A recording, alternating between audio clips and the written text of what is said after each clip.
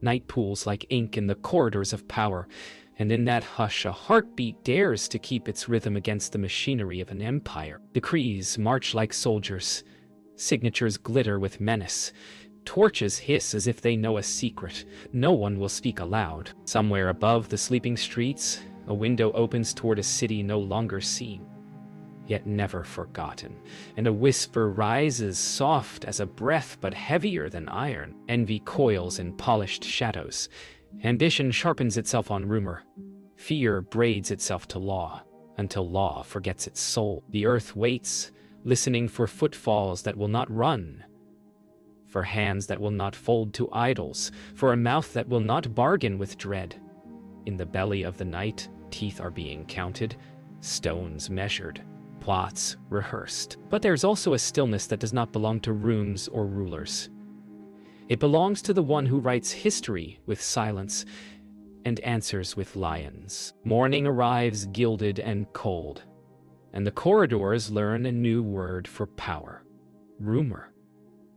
It travels faster than banners can unfurl, threading itself into kitchens and council rooms, pricking ears that once heard only orders. A single habit, unyielding as a compass, becomes the axis on which the day begins to turn.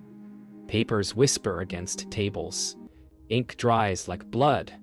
A law is shaped not as a shield, but as a trap, its jaws disguised as loyalty. Yet within the clamor there is a quiet gate that never stumbles, a routine older than conquest, a window that opens to a far horizon and remembers a promise carved into exile. Envy hisses that consistency is defiance, and fear nods along.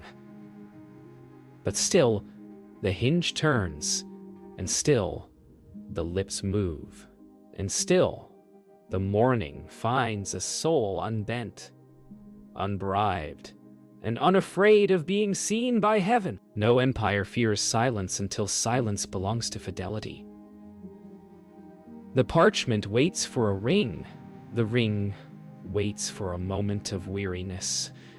The moment waits for flattery to dress itself as wisdom. So the trap is woven from compliments and concern, its threads dyed with oaths to stability, its knots tied in the name of unity. The corridors bow, not to truth, but to appetite wearing a crown. And when the seal descends, it does not thunder. It sighs, almost gentle, as though iron can be merciful. Beneath that sigh, the city trembles. Some smile because they think they are safer. Some tremble because they know what safety costs. Some lift their eyes toward the window that refuses to close. To choose is to be chosen by consequence. In the quiet that follows, hearts declare their kings. There are moments when conviction rings louder than any decree, not because it shouts, but because it keeps the hour. The window opens as it always has, and the room knows the choreography of devotion, the breath that steadies, the spine that lengthens, the floor that receives weight like an altar. Outside, sandals scuff in practiced stealth. Within, a hush deepens, the kind of hush that makes even dust listen. Footsteps will testify later. Today, they only witness, and if eyes beyond the lattice parse posture as offense, they misread the script. This is not rebellion for spectacle, but fidelity for survival. The city may worship novelty, but faith sets its clock by eternity, and eternity is never late. The morning, like a servant, holds open the door for courage to pass through. Whispers harden into accusation the way morning cool becomes noon heat, almost unnoticed until it burns. The petitioners arrive with faces polished by sincerity, carrying a law like a mirror they hope will blind. They speak of order, of unity, of honoring what holds a kingdom together, and they pretend not to taste the bitterness that sweetens their tongues. A hush falls over stone as if the palace itself leans in. The day bends toward a decision already made, and yet somewhere beneath the gilded ceiling, a conscience paces. Still, the hinge turns in an upper room. Still, the ancient prayer ascends. It is a gentle defiance, the quiet that outlasts thunder, and because it is gentle, it terrifies. In the scene between reverence and rebellion, destiny sharpens its blade. The Empire sleeps believing it is righteous. Its streets hum with trade and song, but beneath that melody coils the quiet certainty of injustice wrapped in ritual. The decree, carved and sealed, moves from scribe to herald to guard until it becomes breath itself. Law now lives in every mouth, waiting to betray those who dare to speak another name. In the marketplace, laughter hides fear. In the palace, eyes meet and lie. Yet somewhere above them all, in a chamber washed in amber light, the rhythm of prayer remains unchanged. The city watches for defiance, hungry to see who will flinch first. But faith does not flinch. It kneels. And when it kneels, heaven listens, and the shadows grow uneasy. Somewhere, lions stir in their cages, restless not from hunger but from prophecy. It is not the roar of opposition that tests the soul, but the whisper that asks, why not stay silent this once? That whisper walks beside Daniel as he returns to his chamber, ghosting each step like a second conscience. The door closes. The world beyond it waits for hesitation. Yet, the stillness of his room holds memory, the scent of olive oil, the faint scratches on the wall where knees have pressed for years, the echo of countless prayers that built a sanctuary out of exile. Courage is not loud. It is consistent. And so, as the law parades outside with its borrowed glory, the man of faith continues what he has always done. He opens the window to eternity and speaks into the wind, daring it to carry his devotion where spies listen. The trap, once a rumor, becomes ritual. Papers flutter, signatures glisten, guards rehearse their lines as though history were a performance they cannot refuse. Somewhere between obedience and conscience, men learn how to look away. The satraps move through corridors with serpent grace, their laughter polished, their words heavy with curtsy that cuts. They speak of loyalty while sharpening betrayal beneath their tongues, and at the heart of their plotting a truth sleeps, unnoticed, uninvited, but inevitable. For every snare built by envy has already measured its maker. The Empire mistakes decree for dominion, forgetting that law written in malice cannot outlast a single whisper of prayer. By dusk, the accusation has found its way to the throne, carried not by truth, but by timing. They speak of Daniel as though honor were arrogance, as though integrity were treason. Words clothed in reverence conceal daggers honed on jealousy. The king listens, torn between admiration and the iron bars of his own decree. He hears the sound of his own conscience echoing faintly through the corridors of protocol. Power, once so sure of itself, now trembles before the very faith it sought to command. The day wanes, and the torches rise. Somewhere, a scribe readies the record. The law will demand blood. The heart will demand mercy. And Darius, trapped between the two, will discover which voice he truly served. The law has spoken, and silence follows like mourning. The ink is dry, but hearts bleed still. Daniel does not plead. He simply listens, his calm unbroken, his gaze resting somewhere beyond fear. Around him, the court hums with the relief of those who believe justice has been done, yet cannot explain the unease shadowing their triumph. The king rises, his face drawn by regret deeper than any wrinkle of age. He tries to command, but his words falter. Authority is heavy when weighed against righteousness. Guards step forward. Chains gleam in torchlight, and yet, as they move toward him, Daniel's expression holds no terror, only a strange serenity, as though he sees through the darkness a dawn that has not yet arrived. The night carries the scent of iron and regret. The city is restless, murmuring in alleys and courtyards where the news of Daniel's fate has already taken root. Inside the palace, silence reigns. A silence that trembles under its own weight. The king sits alone, his crown heavy, his conscience heavier still. Power has become his prison, decree his captor. He stares into the fire, seeing not flame, but the reflection of a man whose integrity he cannot undo. Outside, torches sway in the wind as soldiers prepare the chains, their faces lit by the glow of duty and dread. Heaven watches, unseen yet near, its gaze steady as stone. Somewhere deep within the earth, the lions stir.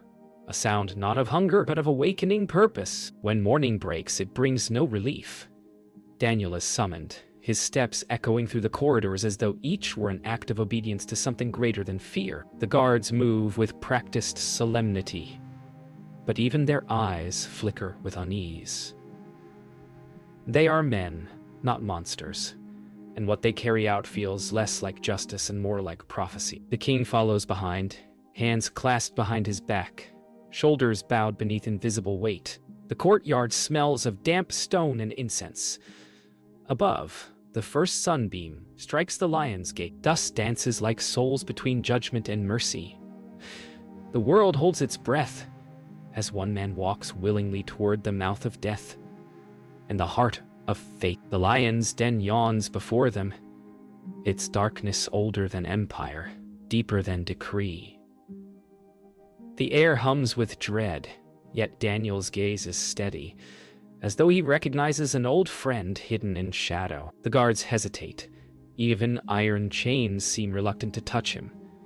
Darius speaks, his voice breaking under the weight of what cannot be undone. He tells Daniel that his God must deliver him, but the words sound more like a prayer than a command. The echo lingers long after the sentence is spoken. No man should look that calm before death. And yet here stands one who believes the unseen more than the certain. The crowd watches, spellbound by serenity. Faith, it seems, can be more terrifying than power. As the moment arrives, time itself seems to hold its breath.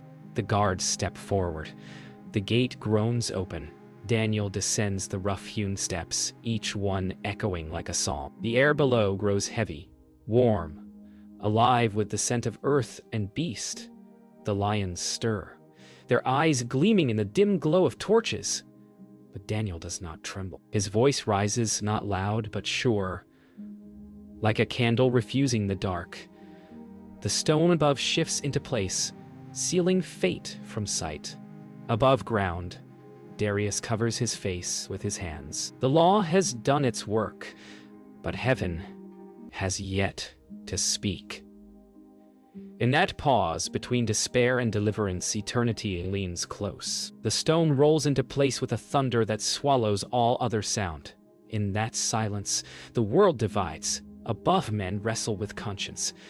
Below, faith meets its proving ground. Darius turns away, his robe catching the torchlight like fading hope. The courtiers disperse, their satisfaction brittle and hollow. Night gathers quickly, wrapping the palace in regret. Somewhere within, the king prays to a god he does not yet know, while a young woman weeps behind closed doors. And deep beneath their feet, in a den meant for death, a heartbeat continues unbroken. No scream, no roar, only the stillness that terrifies the darkness itself. Night folds over the city like a shroud, and the wind hums through corridors, heavy with regret. The palace sleeps uneasily, but in its deepest chamber, a king remains awake, his crown laid aside, his soul bare before a silent heaven. He paces between torch and shadow, whispering prayers he does not know how to finish. In the courtyard, guards stand rigid, their torches sputtering against a wind that tastes of dust and fear. Beneath their feet, in the belly of the earth, a man of faith kneels among predators. His breath is steady, his heartbeat, a rhythm older than fear itself.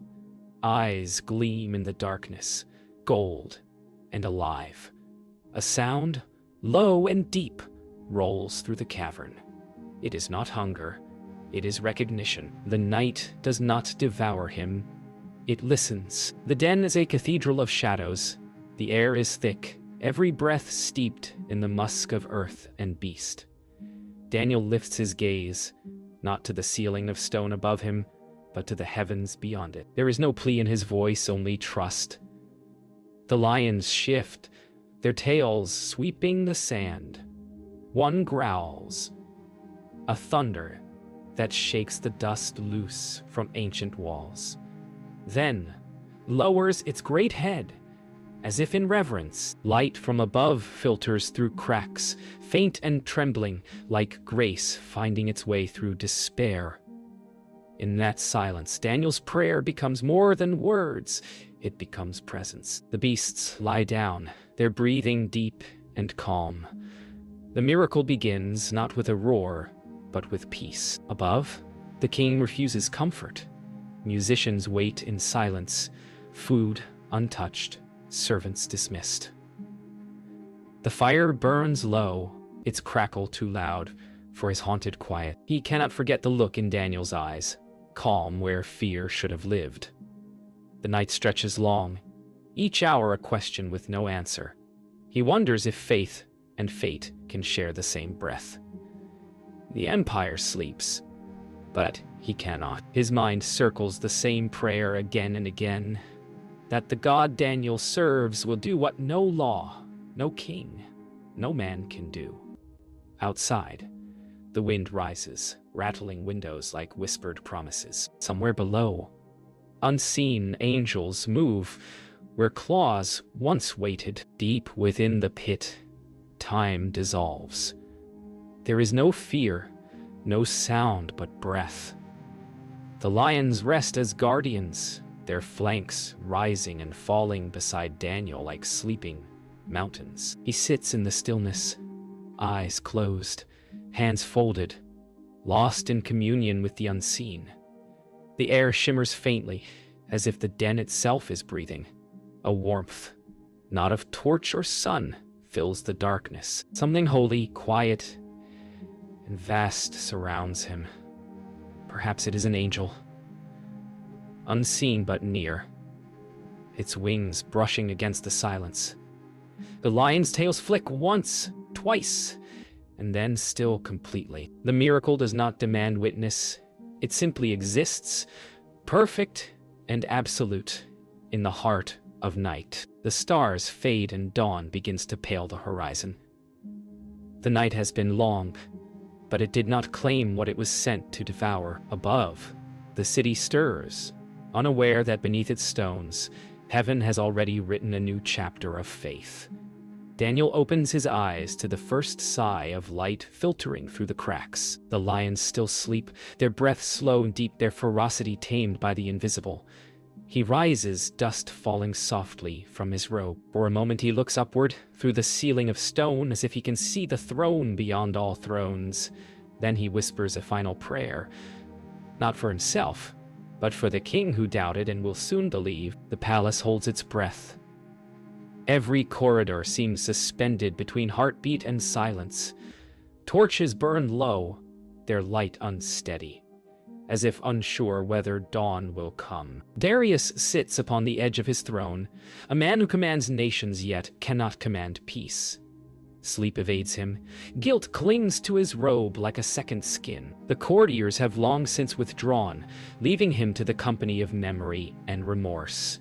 He hears again Daniel's steady voice, his calm acceptance of what was to come. The words repeat like a haunting refrain, each one heavy with faith the king cannot comprehend.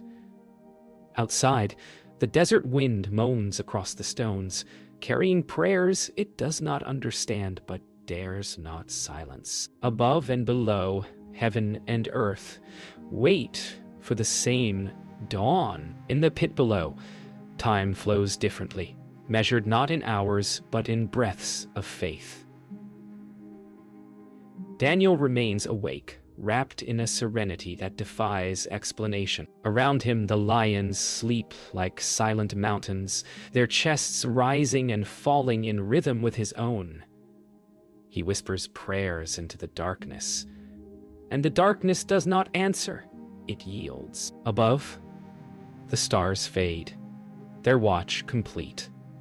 A peace older than kings fills the den, a stillness so deep that even the beasts bow to it. Daniel's eyes close at last, not from exhaustion, but from trust. For in the silence of peril, he has found what all kingdoms seek and few discover. The presence that turns danger into sanctuary. The hours crawl. In the high towers of the palace, lamps flicker out one by one, their smoke coiling into the dawn's approach. Darius remains where he began, sleepless, hollow-eyed, whispering the same plea to the unseen. That mercy would be stronger than law.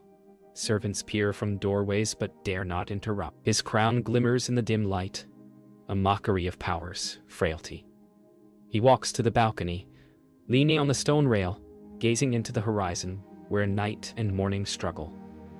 Every color seems suspended between grief and hope. He wonders if faith, unseen and unmeasured, might yet rewrite what the law inscribed in stone. In the den, the last hour before dawn feels eternal. Daniel stirs, his heart steady, his spirit resting in quiet awe. The lions move slightly, their tails brushing sand. But there is no threat, only companionship born of mystery. Light grows along the cracks above, thin and golden. It falls upon Daniel's face, tracing the lines of peace carved by faith. In that glow, the den looks less like a tomb and more like a temple. The ground that was meant for terror now holds reverence. The roar that once promised death now hums with harmony. The miracle is not that the lions were silenced, but that fear was. At last the sky begins to pale and the king rises. His steps echo down the corridor, urgent yet reverent. The guards fall in behind him, their faces drawn, uncertain whether they march to confirm tragedy or witness a miracle. The air is cool and wet with dew, the city just stirring awake. Darius reaches the sealed stone, his heart pounding like a drum of repentance. He touches the clay where his own seal lies cracked by the cold night. For a moment, he cannot speak. Then, voice trembling between hope and fear, he calls out, a cry that pierces the stillness like lightning through fog. Daniel, servant of the living God, has your God, whom you serve continually, been able to deliver you? And unable to deliver you? The echo that follows, eternity seems to wait for an answer. The dawn exhales across the stones like breath after holding too long.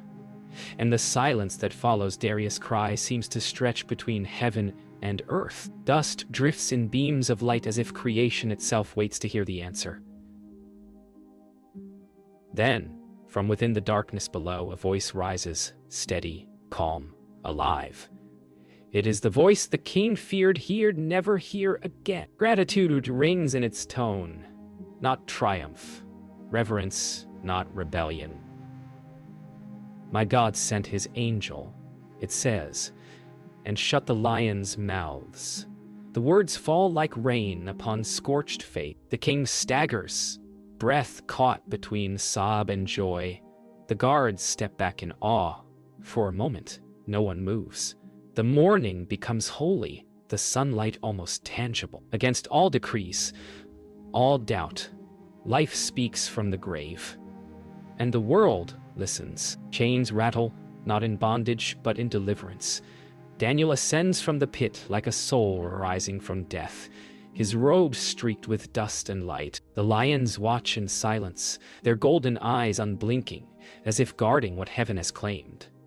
When his feet touch the ground above, Darius rushes forward, arms trembling. There is no king, no captive, only two men bound by awe. The ruler who could not save now kneels before the faith that could not die.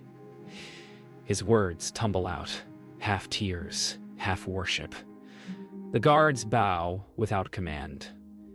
The city that once decreed death will soon proclaim life. The wind carries the scent of morning, new, clean, and eternal. The courtyard bursts into motion.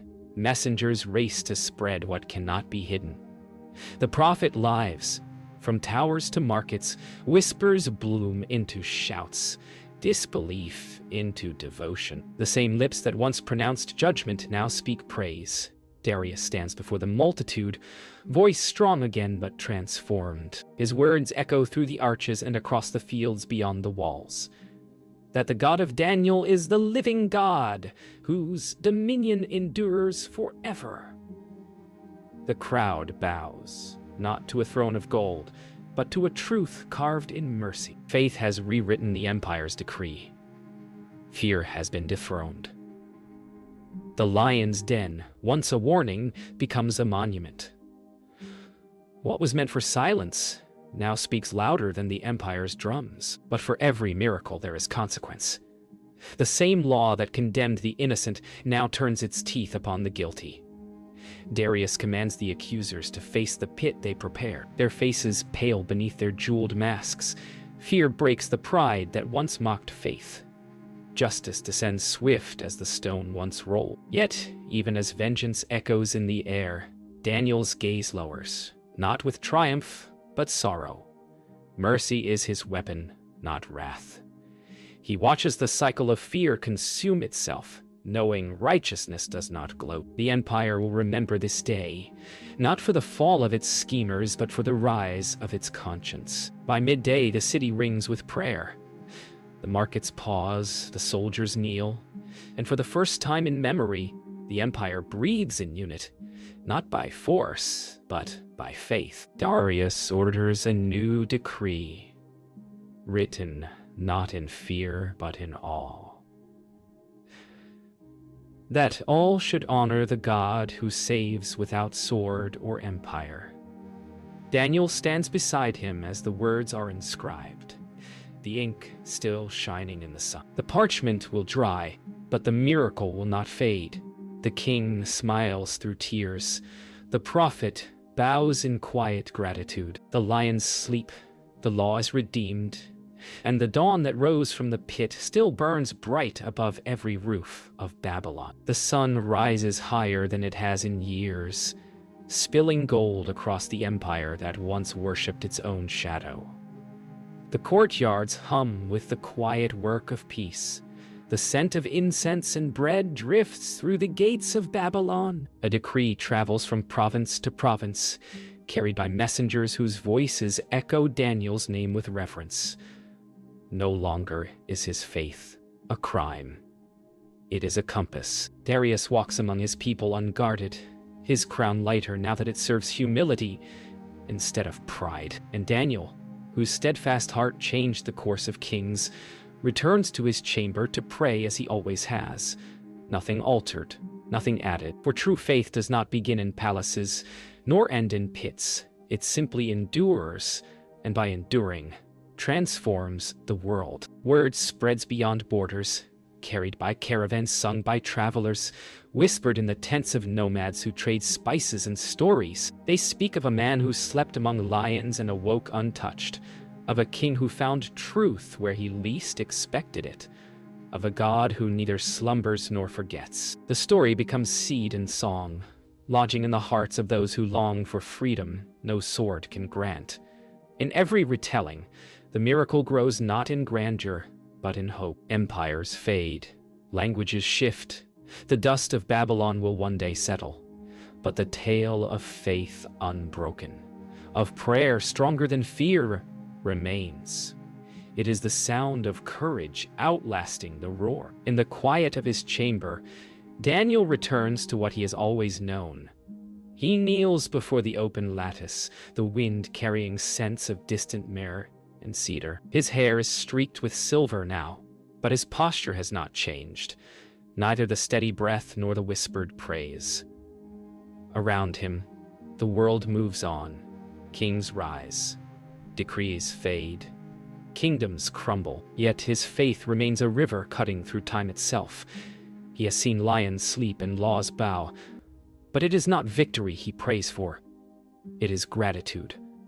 The same God who shut the mouths of beasts now keeps his heart from pride. And so the prophet of exile remains the servant of eternity, untouched by the noise of history. In the royal gardens, Darius sits beside Mara, Watching children chase doves between pillars carved with lions no longer feared. He smiles as he listens to their laughter. Sound of an empire healed. The memory of that dreadful night remains, but it no longer stings. It instructs. He knows now that power without reverence is hollow, and law without mercy is dust. Daniel joins them, his presence gentle, his words few. The king nods in respect that surpasses any decree. Together they watch the sun sink behind the horizon, its last light shimmering over fountains and olive leaves. What began as fear has become faith. What was judgment has become joy. Even the statues seem to bow. Years will pass, and kingdoms will fall.